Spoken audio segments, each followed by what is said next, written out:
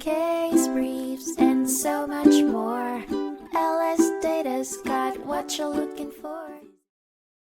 A 2005 case, Bosley Medical Institute Inc. v. Kremer, heard by the United States Court of Appeals for the Ninth Circuit, revolved around whether using a trademark and a domain name for non-commercial purposes could be considered infringing and a violation of the Anti-Cybersquatting Consumer Protection Act, ACPA. Bosley Medical Institute had sued Michael Kremer for creating a website that criticized their hair restoration services, using their trademarked Bosley medical name in the domain.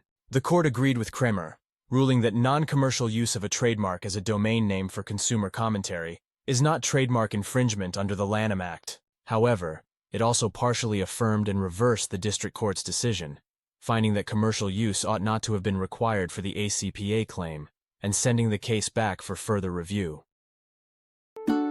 Case briefs, and so much more.